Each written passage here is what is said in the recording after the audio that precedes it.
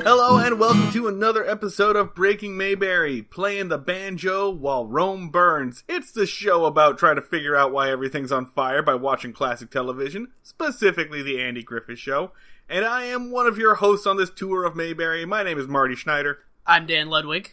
And we're heading into the end of Season 1 of the Andy Griffith Show, which is the end of Season 1 for us as well. And we've gotten a lot of support from everybody along the way. Again, big thank yous to everybody who has listened to us. But especially big thank you to Twitter user at Ingrid_Blythe.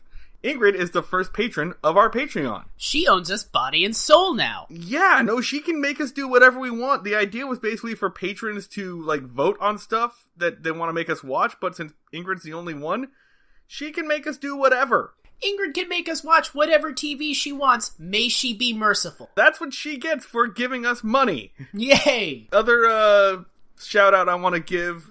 We've been getting a lot of reviews finally on iTunes. I think the reviews came out before, but iTunes is slow about putting this stuff out.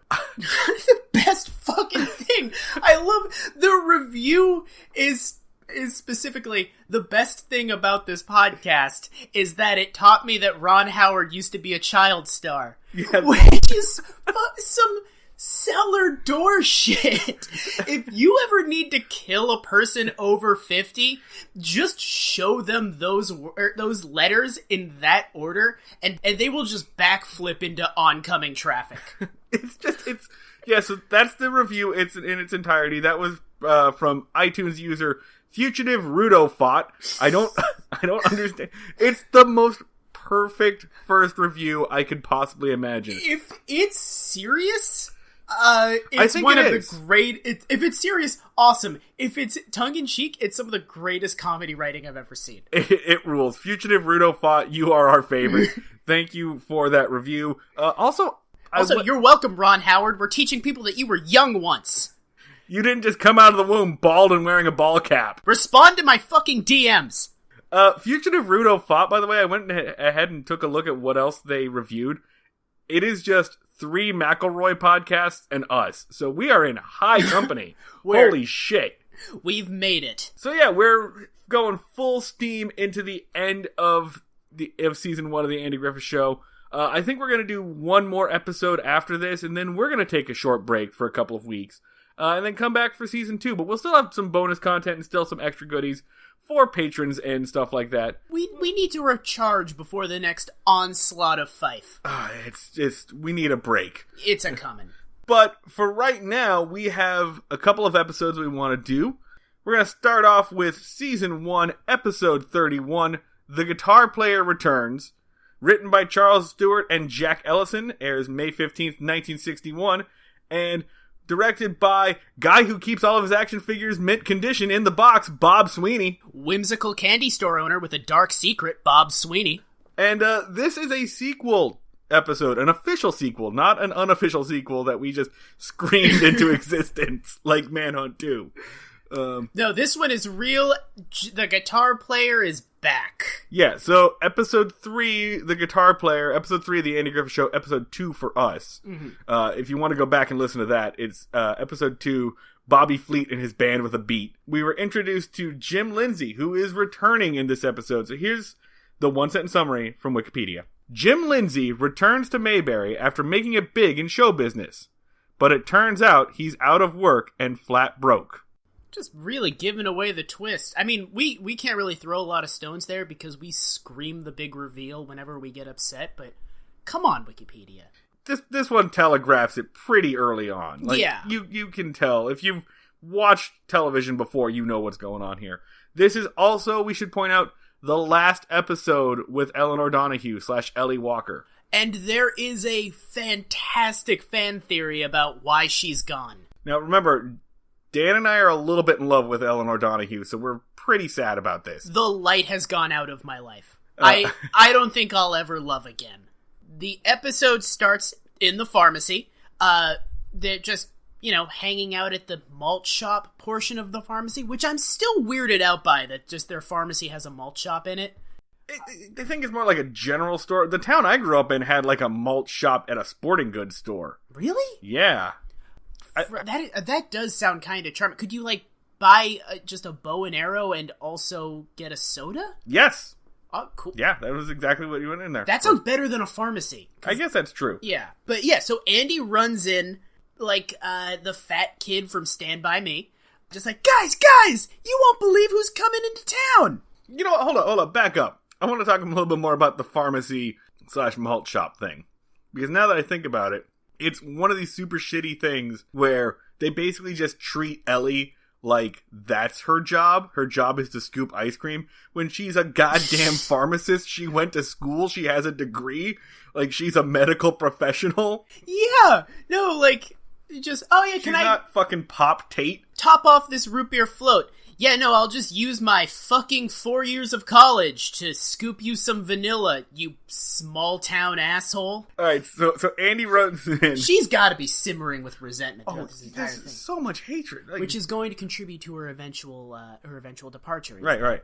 I guess it's better than whenever they refer to her actually having a degree as Lady Druggist. It's a fucking novelty. Yeah. Yeah, she's gotta be, I think it's a good bit of flavor. She's scooping vanilla ice cream for Barney Fife's dumbass, who's just hanging out in her place of business all the time. She's resentful because she went to 4 years of college, which didn't cost a shitload back then, but still, she worked her ass off. It was effort. Yeah, she was supposed to be off in the big city, not here in backwoods helping out her uncle, serving, again, a chinless moron. The uncle who we've seen once. We've seen exactly once this entire time. Andy runs in and he informs Barney that Jim Lindsey's coming back to town. And Barney gets super, psyched about this. Yeah, and Ellie is like, who is Jim Lindsey? And Barney does this whole big thing of you don't know who Jim Lindsey is? Yeah, they get mad at her for not knowing this. Yeah. She wasn't in that episode. Yeah. And, don't you listen to local music? Have you never heard of Bobby Fleet and his band with a beat? It was the only band that exists in Mayberry.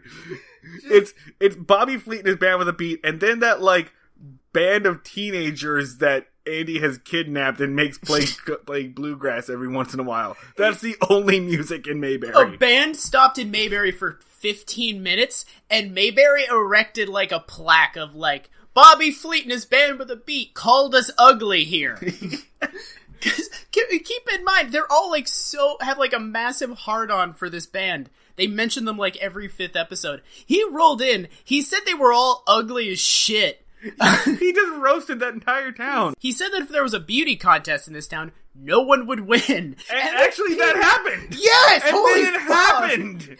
That was foreshadowing. Bobby Fleet is less a mean person and more just a prognosticator. Yeah, a prophet. He just made an accurate prediction. No, somebody did win, and it was charming and adorable. Yeah, but it was not for beauty reasons. Yeah, it was for inner beauty. Sure. But so they're freaking out that Bobby Fleet is coming back, and they explain, Jim Lindsey is the main attraction. He's this fantastic guitar player, and we're friends.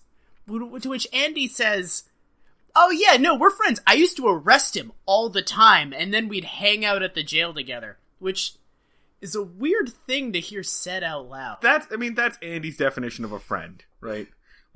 Look, he's a grown man. He's a man in his 40s. He's a single dad. It's probably hard for him to meet new people. So he just, arrests people to break the ice. He just, walks up to people hey, I'm Andy. Do you want to hang out? Not really. Click. You sure? But yeah, it does come back to, a thing that's going to come back is Jim Lindsey used to play guitar in front of on the sidewalk to make money to live with. And the store owners would call the cops on Jim, and then Andy would roll up, smile, arrest him. They'd give him dinner, so it was cool. But they would arrest him for vagrancy every fucking day. And then in the last episode, they got him a job with Bobby Fleet and his band with a beat, and off he went. Previously on the Andy Griffith Show. Yeah. Good recap, Dan. Yeah. Worked it in organically until you just sort of, called it out.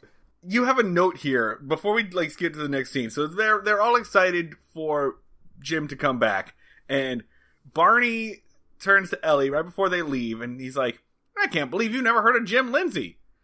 At least you may have heard of his hit record, Rock and Roll Rosie from Raleigh." And then fucking laugh track explodes. There's a laugh track. It's not a heavy laugh track, but it's a slight, somebody's supposed to laugh at that. Is that a joke? Were they like, oh fuck alliteration? Rock and Roll Rosie from Raleigh. Oh, maybe. 3 R's. 3 R's. 4. There's 4 R's. 4 R's. They've just lost their shit at it. Yeah. And that's the punchline of the scene, and then they fade away. Yeah, so the writing is not great this episode. No. They're phoning it in pretty hard. No. And speaking of phoning it in, the mayor! The mayor's in our next scene, and they're in the barber shop. Where it's just, the mayor is yet again getting a haircut. That's all this man does. he just, he sits in his office, and it's just quiet because it's Mayberry, and there's nothing of importance ever happening, and he just gets very bored, and he just goes, I'm gonna go get a haircut! And then he just, waddles out over to Floyd's. I imagine that he's just got a ruler that he holds up to his chin, well, the whiskers have grown a couple of millimeters. That's a good excuse. Time to go to get the hairs. Just again, just as you tuba picture... noises just everywhere he goes. He doesn't... none of his limbs move. He just moves by, tilting the weight of his body until he is eventually at Floyd. He's basically the fat controller from Thomas the Tank Engine. And the mayor gets real excited that Jim Lindsey's coming back to town because he's so successful and he didn't forget where he came from. Yeah, and then he suggests, we should have a big event and my daughter can sing. He's always trying to get his family members to sing at shit. Yeah, it's really weird. Yeah. And so Floyd's very excited about this. Barney's very excited about it. They begin to plan this, a intricate reception. They're gonna have a parade and stuff for him. Barney's gonna intercept Jim at the entrance to the town, which I guess there's only one entrance to fucking Mayberry. It's just a one-way street. Yeah, the one-way street, cul-de-sac, come on back now. Yeah. But he's gonna intercept him at the entrance to the town and then give him a police escort into town with sirens blaring. And then there's going to be a band playing at the hotel, and they'll give him a big hero's welcome, and it'll be great. And Don Knotts, as someone is placed in charge of this, and immediately gets a throbbing authority boner. That's every episode with him. Yeah. Let's use that to fade into the next episode. Fade into jail, where Barney is waving around his throbbing authority boner. See, he's getting ready to clean the cruiser. He wants it to be nice and shiny for this. He's being finicky, and he's cleaning up all the stuff. And Andy says, "You're gonna bust your little corpuscles if you keep running around like this." Which, that's gross. It made me uncomfortable. Yeah. Then Barney proceeds to call the hotel to make sure that the reception is in order, and starts just screaming about everything. The banner is not going to be held up to his standards. He's afraid that one of the guys holding the banner has too weak of arms. There's a joke that he's upset about how many trumpets will be there because one of the guys had a falling out. A bunch of jokes that are just not quite jokes. They're just Barney yelling. Yeah. And then the laugh track goes. Again, weird. There's no jokes in this fucking episode.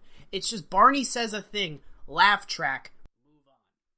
Yeah, I mean, that's most of this. It's basically just the humor is Barney's existence, I guess, because he's just, the joke here is really just Barney's excited about something. Yeah. He's looking for his police whistle, right? Because he wants to, be blowing his whistle as he goes. Now, Andy gives him shit what do you need the whistle for? You can just blow into a jug. Meanwhile, outside, Jim Lindsey drives in.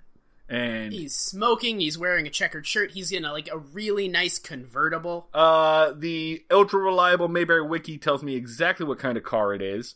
It is a Mercedes-Benz 190 SL. It's a nice frickin' car. Yeah, it's beautiful. And I'm not gonna get, too up the Mayberry Wiki's ass for, being really picky on this, because in a couple of scenes I'm gonna tell you exactly what guitar Jim Lindsey's playing, so. Right. Yeah.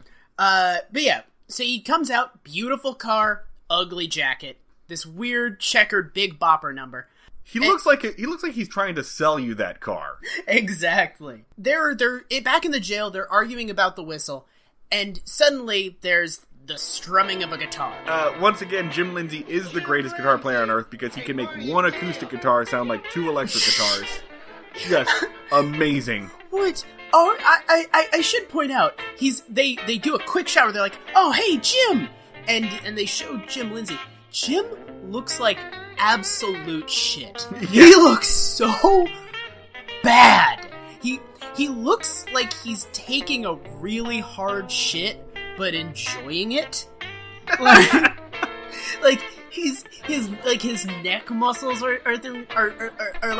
exploding out, and he's gritting his teeth, but his eyes are screaming with joy. It's a very weird face that's on that actor, because you'll notice that every time they do a close up or whatever, I don't think those are his hands playing guitar. What? So he's basically the actor's doing a face this is what guitar playing looks like, the guitar player face. I assumed he could actually play the guitar, because as I'm going to yell about, I fucking hate this actor. He sucks. I was assuming that the only reason they used him was he was good looking and could play the guitar and had kind of a nice accent. They based the episode around his ability to deliver dramatic monologues, and he's very, very bad at it. Yeah, I mean, I think maybe he knows how to play guitar a little, but all the close-ups and everything, which I will say do seem to match the notes that are playing in the music, not him. Okay. Yeah, I don't think those are his hands, is what I'm getting at there. He is so... Also, remember, this guy went on to be Roscoe P. Coltrane on the Dukes of Hazzard. That's where everyone knows him from. Did he? Yes. Wow. In this scene, he looks like the horse baby from Eraserhead. He's so sweaty and puffy. It's very upsetting. So they have a little fun jam session. Most of this episode is just Jim playing guitar. Yeah, it's just Jim playing guitar and Andy just running up with the guitar and being like, "Me too, I'm associated with this talent." Yeah. So they're playing together, and that's it. And then Andy says, "Well, you ruined all of Barney's plans. He was going to give you a big parade." And so they go outside, and Barney's determined to give him that parade, even if it's just a few blocks down. Yeah, and Andy is like, okay, so it's literally it's 30 seconds by car. You want to do a parade? And Barney's like, well, we planned on a parade, didn't we? And he's so fussy and dogmatic, and it's not at all about Jim. He could give a shit about Jim. It's literally just he has a little bit of authority, and he wants to be able to tell people what to do and be shiny. Yeah. So they do start the parade. Barney does get to yell at somebody, "Get out of the way!" Just like some person riding by on their bike. Yeah.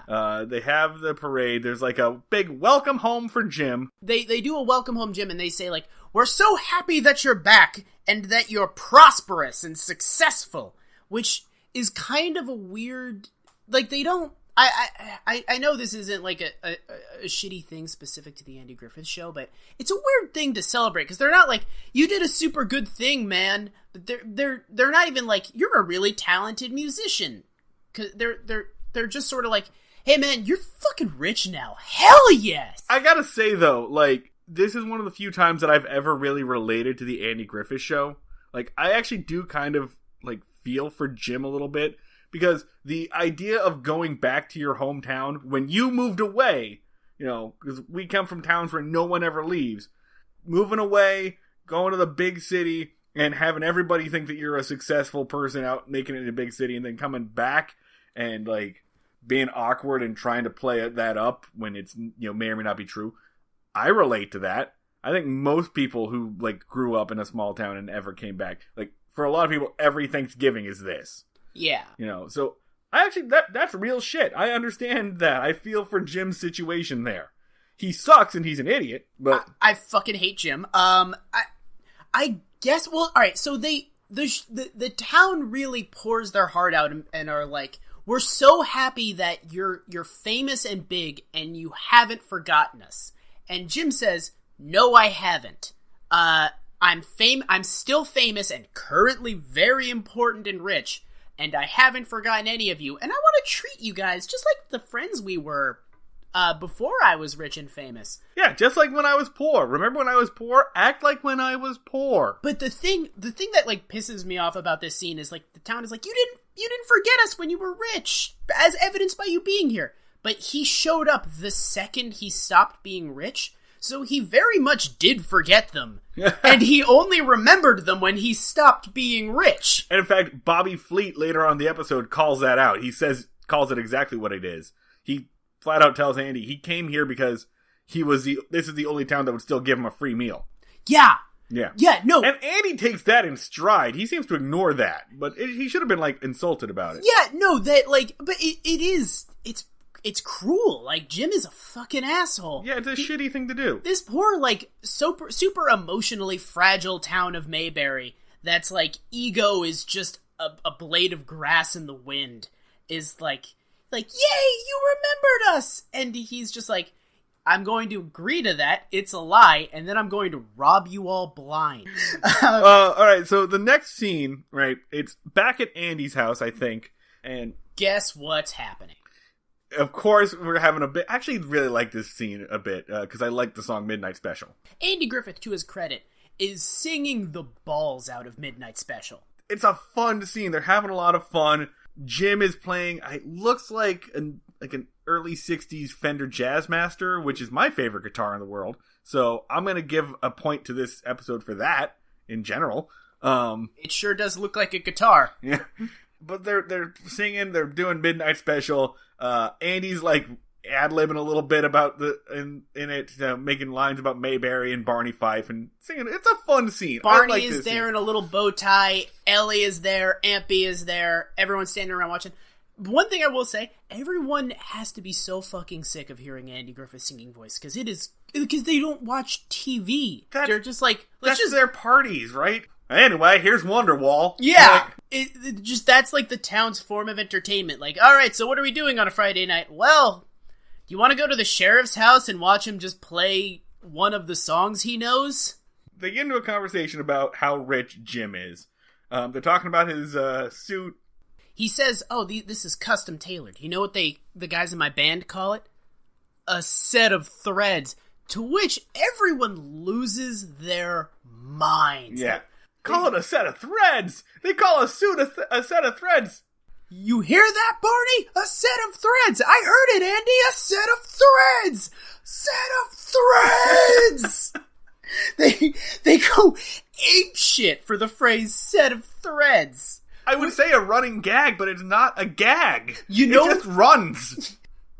You know what it is? Is the Andy Griffith Show discovered some cool guy terminology and then decided to impart that on the audience. Like, hey, people who watch the Andy Griffith Show, guess what the youngins are saying? Yeah. Set of threads. Yeah, it's basically the 1960 version of Bay and On Fleet.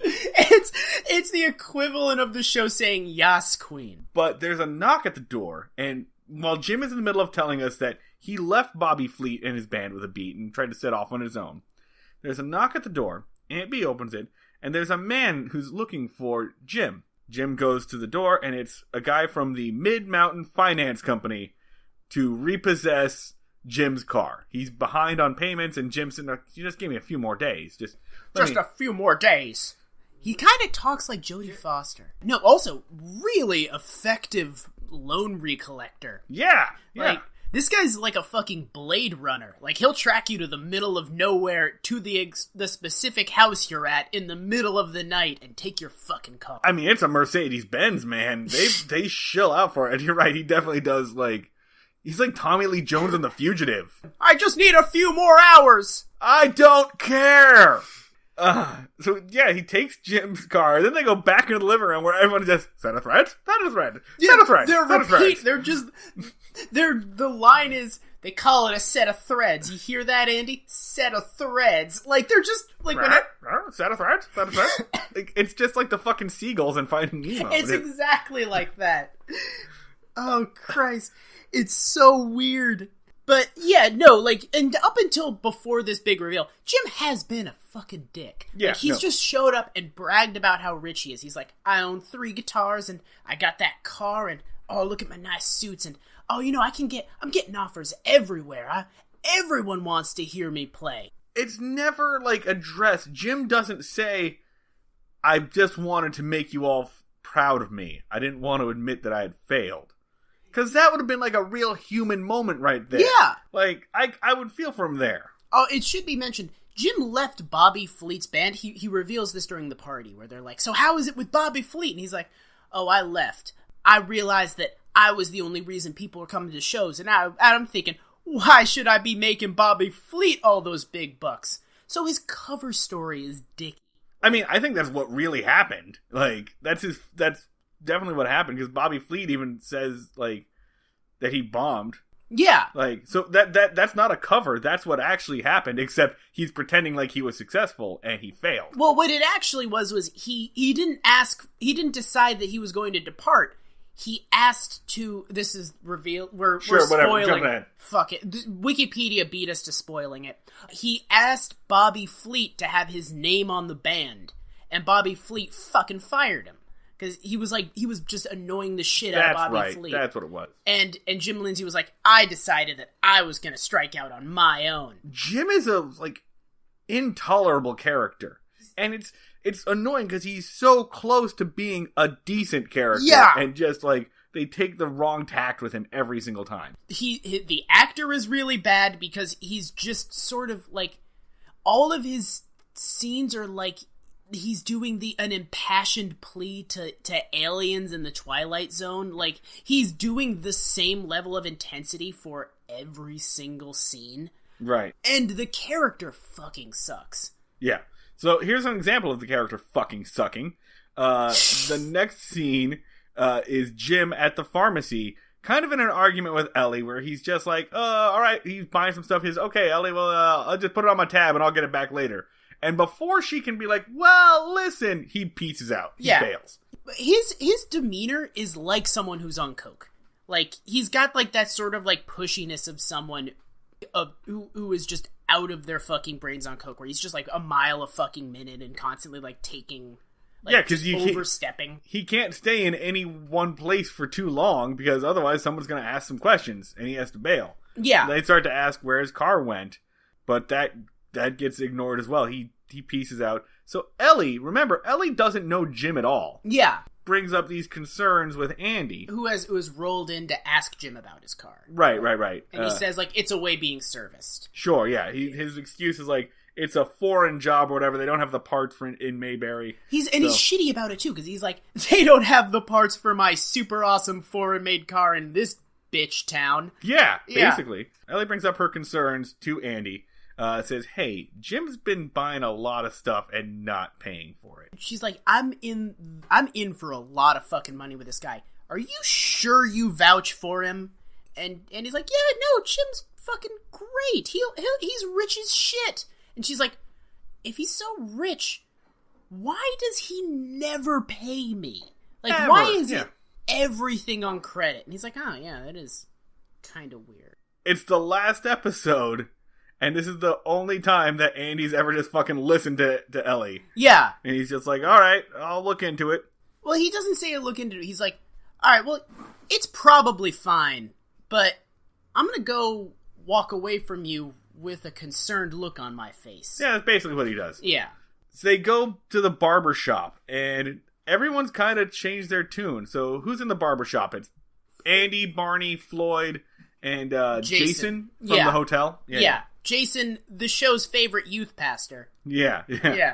And it's kind of revealed that Floyd also has money troubles, says the same thing that Ellie said, where he's just like, he's never paid for a haircut. Which also, how long has he been in this town? Been in there like a week, and he's gotten multiple haircuts. So it's not just like he's doing the bare necessities.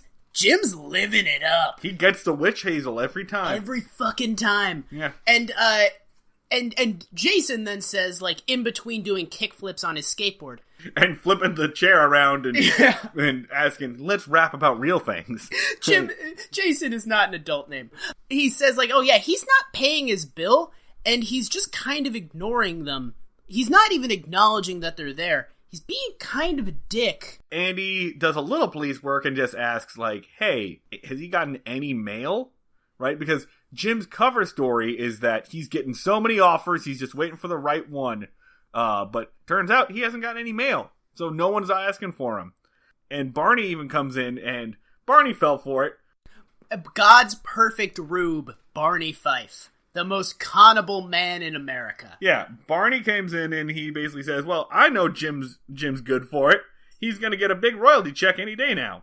And they ask, who told you that? And he goes, Jim, when he borrowed $10 from me.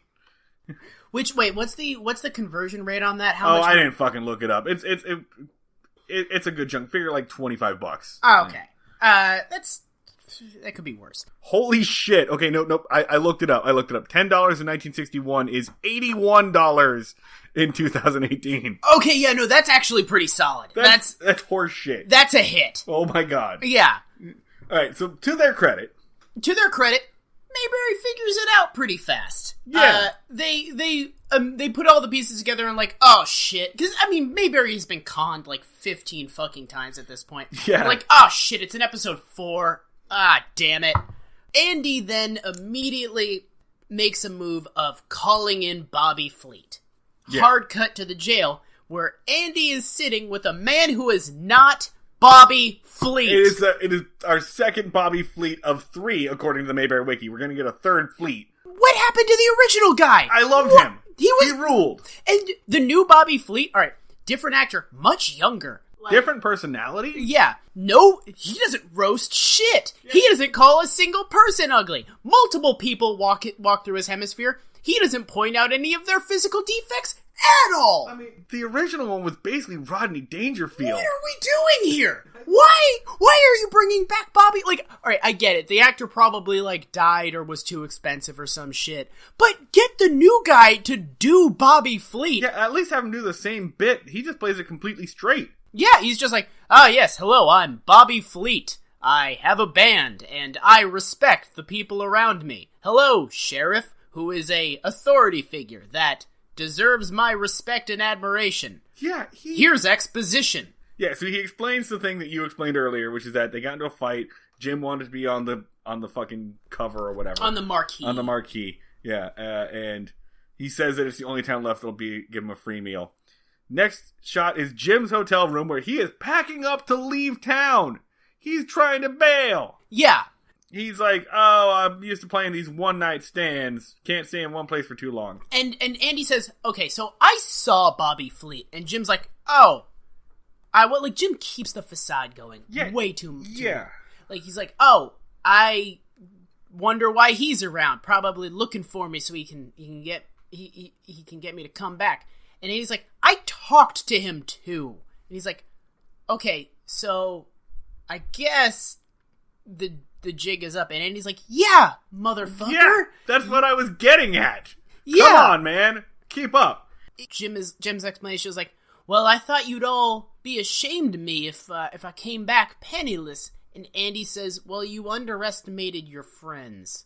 Which does have a little less weight when his friends had him arrested all the fucking time. Including right now. Yes! So the next thing that happens is Andy arrests Jim. For actual causes this time. He arrests him. He says, like, I'm arresting you for not paying your hotel bill. And he says, I'm leaving my watch. It's worth more than the room.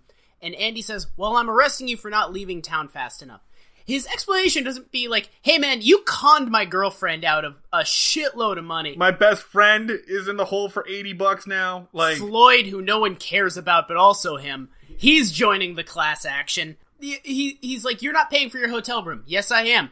Well, I forgot all the other things.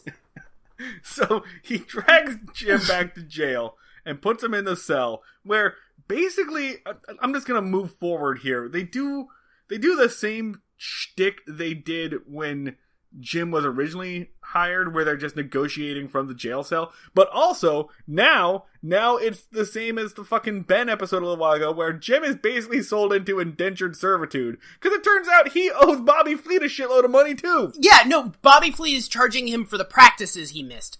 It is indentured servitude. They put Jim in the jail cell and they say, "Hey Jim, have you learned anything?" And he's like, "No, like I haven't learned shit. Fuck all you."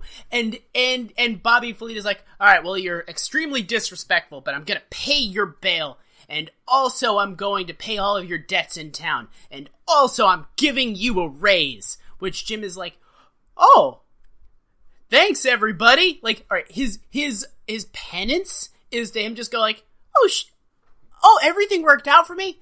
Thanks, guys. And Andy just says, like, the specific phrase is, "Act like you got some smarts now." And then, Jim is off. Which is, I'm gonna call Andy saying, "Get the fuck out of my town." No, fucking, it is, like, Jim does so much heinous bullshit and gets punished. Zero. He gets whatsoever. rewarded. He gets a raise. Like, everyone immediately forgives him. It's some prodigal son bullshit. So, this is the stinger. Everyone's playing together, and guess what happens? Guess what Barney Fife brings out? The fucking goddamn piece of shit. Fucking harmonica. I really thought we were in the clear. I was like, okay, no more harmonica. They clearly figured out that bit doesn't work. And Barney comes out and be like, how about they're all playing together, like they're playing guitar, and Bobby Fleet is like doing the drums on his leg with a newspaper, which, alright. Yeah, whatever. Does Bobby Fleet sing? Like, I think he's the drummer. I guess they established that Bobby Fleet is the drummer. No, because they've got a drummer already. He's playing, I think Bobby Fleet's like the band leader, kind of like Count Basie, but Count Basie played, I don't know what Bobby Fleet does in his band. He hangs out. He's got to be the singer, right? Yeah. But we don't ever see him sing. So, but they do the harmonica joke. That's it. Roll on snare drum. Dan, before we get into the ratings, can you explain the fan theory about Ellie and the guitar player? Because I don't understand it. So, this is the last episode of Ellie. Yeah. She's gone after this. Right. And the weird thing is, no one ever mentions Ellie ever again for the remainder of the show. It is straight up like the character just vanished. Pretty unceremoniously. Yeah, gone. No, like, goodbye, Ellie. No one ever, like, for the remainder of the entire show, ever says, like, hey, remember when you had that girlfriend? Yeah, she's gone. Gone. So the explanation, this is the commonly held theory for what happened to Ellie. In character. I'll explain what happened to Elinor Donahue, but you can explain. Yeah. What happened to Ellie is that she, fed up with her small town existence and a town that didn't understand her, ran off with Jim Lindsey just as he was leaving town, and proceeded to leave with Bobby Fleet and his band with a beat. And Mayberry, being such a small town with such conservative values, was so deeply ashamed of this that they all unanimously swore to never speak of Elinor ever again. I guess, except, like, Ellie and Jim only interact once. And Jim cons her. Yeah, it doesn't make sense. I proposed the counter theory, which is she ran off with Bobby Fleet. Bobby Fleet was like, oh, also, fuck you guys, and bounce. Because, I mean, even, like, with the weird new, like, super respectful Bobby Fleet, still Bobby goddamn Fleet. Okay, I'm gonna propose a counter theory, which is that Ellie ran off with the farm girl from Ellie Saves a Female. They left together and Thelma Louise this shit. Yeah, no, they got the fuck out. Because, honestly, Ellie has got to be so fucking... Like, Elinor Donahue's performance through this entire episode is just kind of like, I guess I'm here. And it's for reasons that you'll touch on. But it really transmits that Ellie is just like, I guess I'm fucking here. I'm so exhausted by this entire fucking town. I'm just eager to leave. Because, she rolled in, and she was supposed to just come and help her sick uncle run the pharmacy. Her sick uncle fucking vanishes, and suddenly she's running a small business in a town where she only kind of likes one person. Right. Vaguely enjoys the company of Andy Griffith. Vaguely. So, the actual story is that Elinor Donahue basically was just burnt out. She had been on television since she was about 14 years old. She was on Father Knows Best, and then she went straight from that show to the Andy Griffith Show, essentially. She'd literally grown up on TV. She'd also just had a child and was going through a divorce. Jesus! Basically, she was just like, I'm tired of this, I need a break. Not only that, but I think everyone kind of agreed that the dynamic between her and Andy wasn't working. There was no chemistry between the characters. Yeah, and you get the feeling, like, reading the cross interviews between Andy Griffith and, like, show producers and Elinor Donahue, like, it kind of felt like they were trying to figure out how to get rid of her, and then she came in and asked to leave anyway. Yeah. It was like she asked out of her contract, and they were like, okay. Yeah, no, she mentioned in an interview, she said, I asked out, and my feelings were really hurt by how quickly they said yes. Yeah. The sundown on the character of Ellie and sundown on Elinor Donahue. Hands down the best fucking actor on this show. 100%. Yeah. So, Elinor Donahue, I don't feel like she had trouble finding work. She does kind of continue. I feel like she just kind of pops up whenever she feels like it. Yeah. I refuse to believe that Elinor Donahue has trouble finding work, essentially. I think she just, like, kind of faded. Like, Rick Moranis just kind of left and was like, I don't really miss it that much. And then she kind of pops up here and there in small parts throughout the next couple of... Hold on to that feeling rather than accepting the brutal reality that just acting is horrible for women and it's just a fucking meat grinder. Oh yeah, no, she definitely got spit out. Yeah. Emmy nominated. She was the most, like, acclaimed actor on that show, too. Yeah, no, I'm gonna fucking miss her. I know that there's another... I think there's at least 2 more Andy love interests. Ah, Christ. Yeah, no, I mean, she really, like... I'm going to miss her moving forward because she acted the fucking hell out of each and every scene that she was in. Another thing I heard was that part of the reason why, like, she didn't really get to do stuff is that as the show becomes more and more about Andy and Barney, a lot of her best comedic lines were rewritten and given to Barney Fife. Like, Don Knotts got some lines that should have gone to Elinor Donahue. Which, by the way, is another connection to Hot Fuzz. They did the exact same thing on a draft of Hot Fuzz. Originally, Simon Pegg's character was supposed to have a romantic lead. There was supposed to be a love interest. And when they got rid of that character, they gave half of the lines to Nick Frost's character. Oh, shit. Yeah. And it shows when you watch that movie. Yeah, because there is some, like, weird, like, vaguely romantic overtones. I mean, to be honest, like, we're going to see 2 more romantic love interests. The show isn't about Andy and girlfriend. The show is about Andy and Barney. Yeah. So anything that's not that is dumb. The show is at its most meaningful when it's between Andy and this, like, horrible dipshit that he has chained his life to. Yeah. So, alright. So, ratings for this episode. I hate Jim Lindsey, and I hate the actor that plays Jim Lindsey, and it bases the entire thing around his weird, coked out, sweaty, shithead ass, so I'm gonna say 3. No, not even 2, because there's no jokes. It's never funny. I'm gonna give it a 4, simply because I like the midnight special scene. We get an appearance by the mayor that I enjoy, and that's about it. Like, the mayor. That's about it. So, yeah, Andy meter, you're going 2. I'm going to go 4. FIFO meter. So, do we count Jim's shittiness here? I'm gonna say 3 on the FIFO meter because Jim is so fucking shitty and gets no punishment whatsoever. No retribution. So, the FIFO meter is a judgment on the Andy Griffith Show's moral compass, right? I guess. I think, and the moral compass is like, it acknowledges that Jim is an asshole, but for a really weird reason, Jim goes absolutely 100% unpunished. Jim goes negative punished. Yeah, everything works out for Jim. So, I think it does qualify for the FIFO meter in that, like, it sort of endorses being a huge, sketchy asshole, so... But also, it's not sexist or racist or... Yeah, it's It's mild. Two. It's two. Fine. Yeah. Fine. We're going out on a whimper, folks.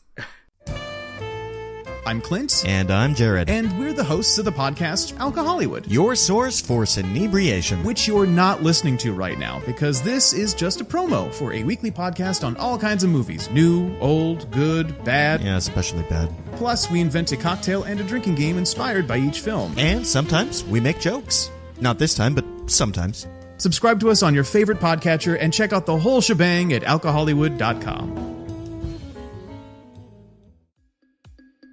Hey everyone, it's me, Marty Schneider from Breaking Mayberry.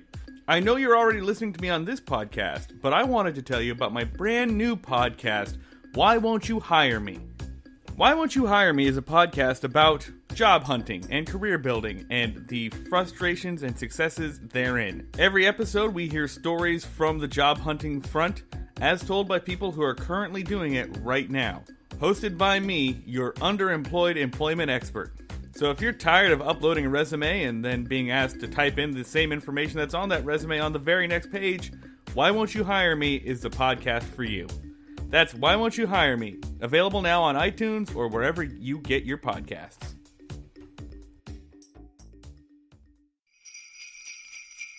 Ho, ho, ho, ho! Merry Christmas! Greetings, holiday shoppers. I'm Joseph Wade, and I host a podcast called Christmas Creeps. My band of merry mischief makers and I dissect holiday movies and specials all year round in search of the true meaning of Christmas. So whether you can't resist the urge to watch Home Alone in June, or you worship at the altar of mutant killer snowmen, Christmas Creeps is the podcast for the Grinch in all of us. Check us out at ChristmasCreeps.com or wherever you download podcasts.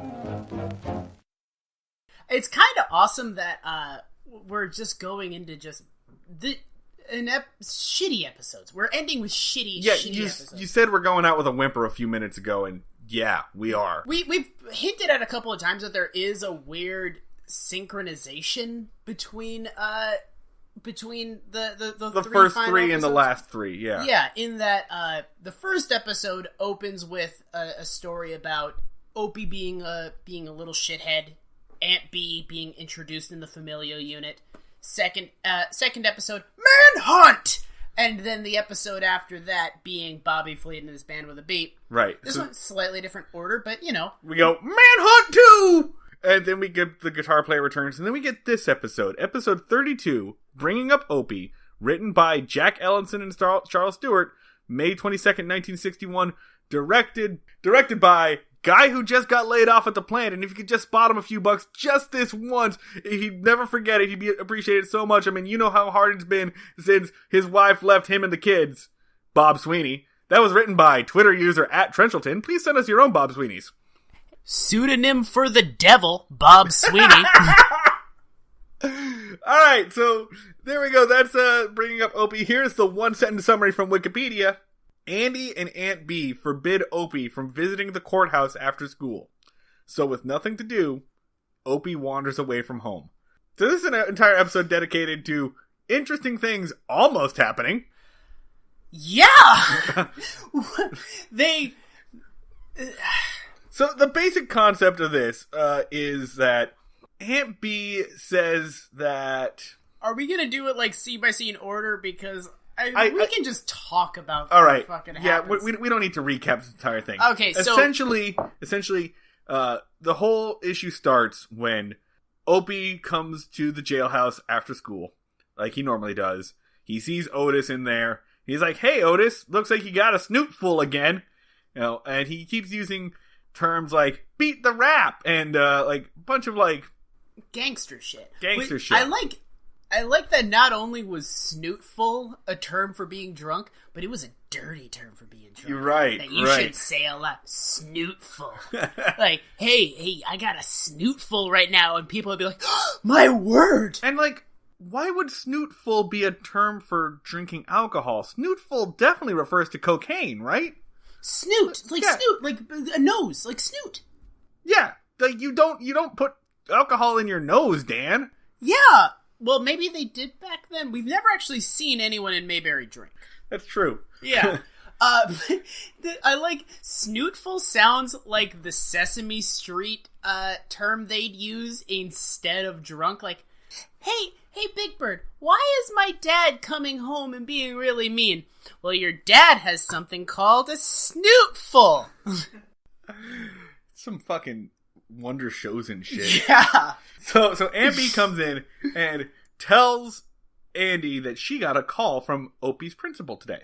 Turns out, Opie took a pair of handcuffs and handcuffed another little boy to the flagpole because they were playing cops and robbers, so he wanted to add a little bit of realism to it. Yeah. Just a flair for the dramatic Ronnie Howard has always had. Yeah. And Andy goes like, well, how the fuck did you get handcuffs? That's super not okay, because you had to have gotten them from here, and I know I didn't give you handcuffs because those are police ordinance. Those are federal property, and if we lost track of those, we'd be in a shitload of trouble.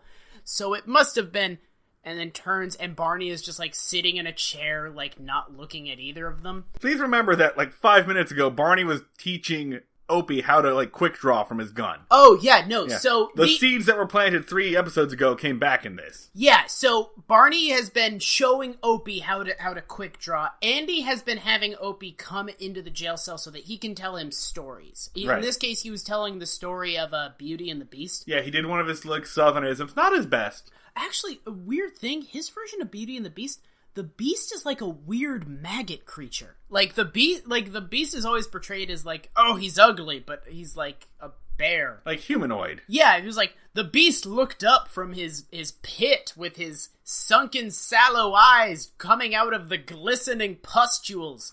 And it, like, he made his Beast fucking disgusting. I liked it. Yeah. No, he actually, it was my favorite Andy Griffith bedtime story. Oh, really? All Yeah. right. But yeah, that's what they've been having him for. Barney has been showing Opie the most efficient way to gun a man down in the street. It is revealed that Barney has been giving Opie handcuffs to fuck with, on the condition that Opie not use them on a living person. Which... Does that mean, like, cats are okay? Yeah, Like, what does that mean? What does that precondition mean? I What? need to see the fine print on this one. What did Opie tell Barney he was going to use the handcuffs for? He was like, I want to see what happens when you put a handcuff on a table leg. And Barney was like, all right. He was like, they were the rusty ones that we don't use anymore. And Andy should have been like, okay, so if the state inspector came and we were missing a pair of old handcuffs, we would have been in some shit. Hang on, remember, Andy doesn't give a fuck about the state inspector. That is we know true. That. He has we broken know the that. state inspector. We know that for a fact. And also, Barney may have just given a child tetanus. Yeah, rusty ass handcuffs. Like, there was, Opie lost that key. They had definitely. to saw those handcuffs off Definitely. that boy. So, like, that kid was just out in the hot North Carolina sun all day, just baking alive, and it was 100% Barney's fault. It was like the exact inverse of the flagpole scene from A Christmas Story. The polar opposite, if you will. Just this kid baking alive as Opie just stands there and be like, I don't understand what I've done wrong. So, Aunt Bee makes the case that maybe Opie shouldn't be hanging around the jail anymore. Because there's constantly a drunk lunatic in the jail cell, and a sober lunatic waving a gun around, and also it's a jail. You're right, it's not a really appropriate place for a small child. Which is a good point. She makes a good argument. Also, I feel like it's not that healthy for because basically it's established, Opie comes to the jail as soon as he gets out of school every single day. Every day. And then he just hangs out there until he goes home with his dad. That doesn't sound super healthy. That's a few hours. That's a lot of the time to spend. Like, it's great for a kid to love his dad, but also you gotta be, like, off doing your own shit so that you can develop a sense of self. Okay, look, that's one thing we don't have to worry about with Opie. Opie runs that town. That is true. But what time does he find to beat other kids senseless and also run an organized crime ring when he's just hanging out at the jail all day? I mean, the town's not that big, right? He gets around pretty easy. Okay, so Aunt Bee convinces Andy to ban Opie from the jail. Yeah. And Andy goes and he tells Opie this, and no one's happy about it. The next the next day, it's Barney and Andy. This joke did make me laugh a little bit. It's Barney and Andy sitting around going, I guess we are bad influences. Yep, makes sense. You can't have a kid around here. We're bad influences. And then the reveal is that Otis is over in the jail. It's like, I'm the worst. I'm the worst influence. And then they're like, no? Maybe? Which I feel I don't know. Well, honestly, Barney is the worst influence because he is teaching Opie the best way to kill a man. So it's Andy and Barney and Otis all lamenting the loss of this child. To circle back to the first scene, when Aunt Bee walks in on Barney teaching Opie the quick draw, her line is, "What's next on the agenda? Strangling?" Which is such a fucking good line. Like, fucking Aunt Bee has all the fucking, body blows of this entire show. She is just unyielding. With the loss of Elinor Donahue, Aunt Bee steps up to be the next best character. Oh my god. Yeah, no, really does. So where... There's some stupid scenes in between here where it's just, Opie being bored at home. So Aunt Bee's big plan for Opie, post-jail, is that he's gonna start... A garden? He's gonna learn to garden? He's gonna start growing spinach. She did not come up with anything. She did not come up with a plan to fill that hole. Kids fucking Opie's age, especially ones as savage as Opie, need a fucking curriculum. She's just like, do you want to do the thing I like to do? You probably do. So, yeah, we're doing that. End of thought. Goodbye. I'm Aunt Bee. The other thing is, she's basically just out. She's basically like, go and plant these seeds so you can see how nature works. Here's the thing. Planting, a whole row of spinach takes, what, an hour? At most? And then, the agenda for the remainder... She doesn't show him how to fucking do that? No! And then the remainder is watch spinach grow, which is akin to watching paint dry. So Aunt Bee's fucking plan for how to occupy Opie is to basically just watch the growing of plants. She half-assed this so hard! So of course Opie wanders off. Yeah. Of course Opie wanders off. And the entire time this is happening, without the ability to entertain Opie, Andy is losing his fucking mind. He's bored out of it because he can't tell Opie stories. Barney wants to be able to teach someone the quick draw. This is the first interesting thing that almost happens. Yeah.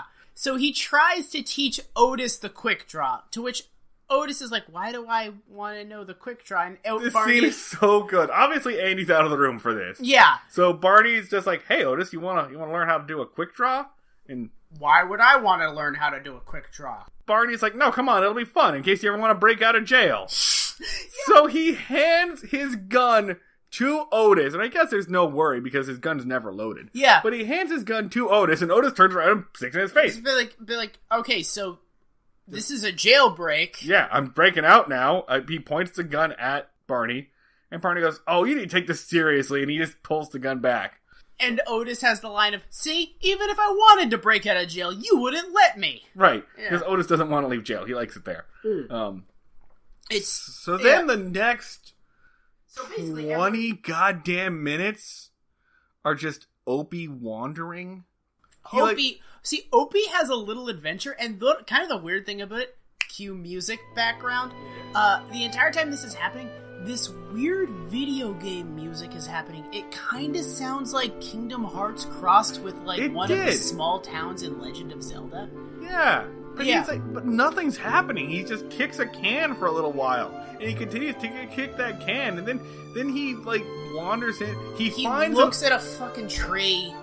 Yeah, it goes on forever, and nothing happens. So he finds an abandoned mine, and you think something interesting is going to happen. He goes up to the mine, and he's like, I'm going to climb in this fucking mine. And then he tries to pull a board off, and in the process of pulling a board off, the mine collapses. Does it? I feel like... A rock falls and dust happens. Yeah, all we see is, like, some dust come down, and then he kind of leaves. And that's it. And then he bounces. Like, they introduced the mine as, like, a potentially dangerous thing that he could get into. The music gets very sinister at the mine. Like, oh, Opie's gonna go into this mine. And then nothing happens, and then he just leaves. Yeah. And the only trouble he gets into is he finds some kid who I guess is selling apples? And I don't really understand what happens in this scene. It feels like he trades that can that he's kicking for some apples? Opie, all these scenes, just the Legend of Zelda music is playing over them. He walks up to a kid that's taller, they look at each other, they both have the same haircut, they talk for a second, and the kid is like, here are apples. And Opie then eats the apples. He just sits on the back of a truck eating apples for hours. And this is going to be treated as like, Opie, what have you done? You ate apples with a strange tall boy? Until he gets a stomachache. That's it. And then he gets in the back of a truck, and he falls asleep in the back of the truck, and a guy gets out of the house, hops in the truck, drives away.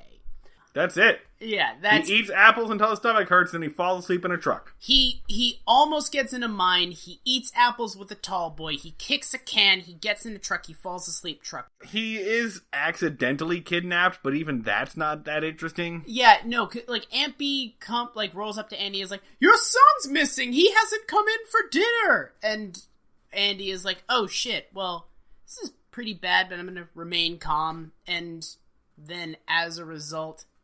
they just talk for a while. Man, it's a good thing that these episodes were together, because us talking this is gonna be like... I'm so bored right now. Maybe 15 fucking minutes. I'm bored of this. Okay, so, alright, let's just fucking move. They find Opie, someone calls Andy, they grab him, and then the big thing is, like, they decide to let Opie come back to the jail. Sometimes. Sometimes. Not when Otis is there, I guess. And, they come up with, like, some kind of balance. They make a compromise. Basically, the compromise is Barney is gonna stop doing crazy bullshit at Andy's son. Which, honestly, should have been the beginning of the only thing. Because seeing Otis drunk wasn't messing Opie up. Hearing stories while in the jail wasn't messing Opie up. Being in the jail wasn't messing Opie up. Because nothing ever happens there. Because it's fucking Mayberry. Literally the only thing causing problems was Barney having boundary issues with a child. Which, of course it fucking was.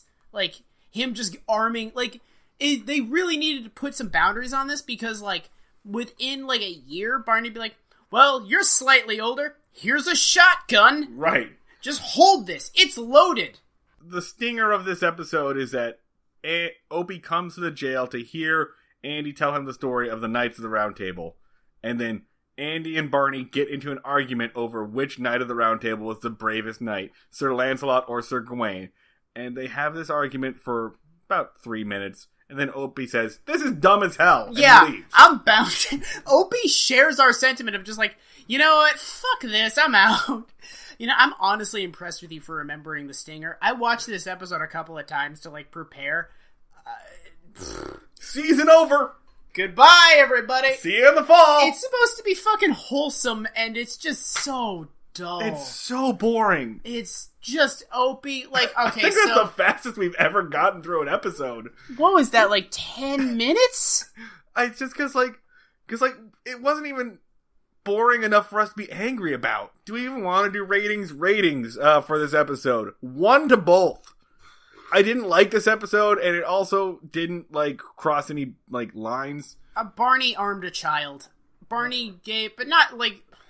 Barney gave a kid handcuff.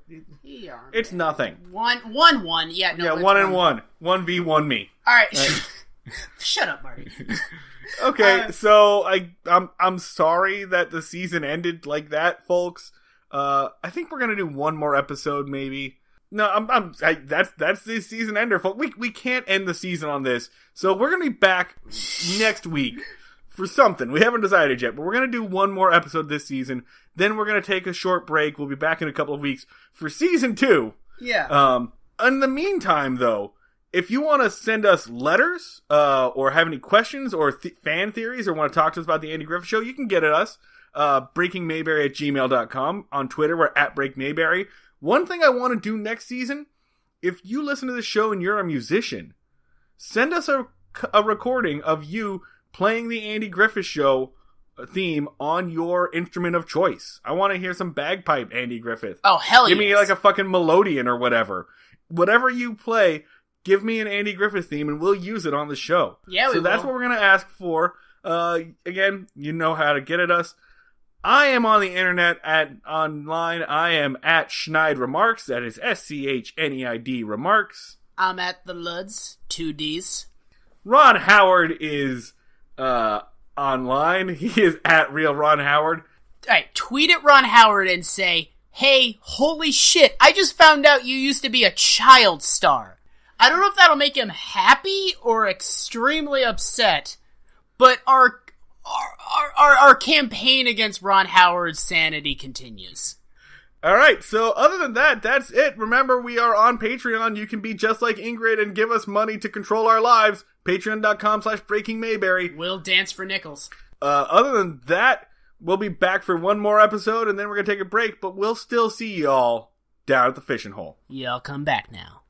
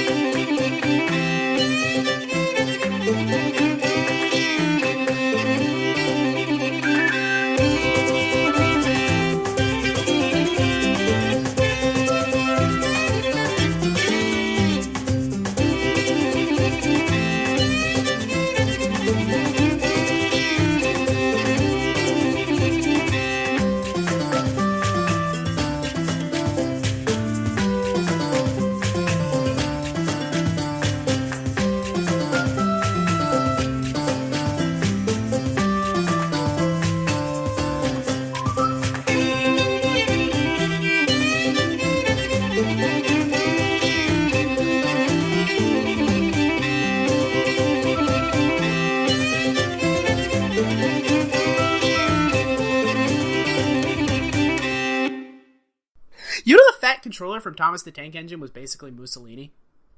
Because he made the trains run on time, and also he dressed like Mussolini.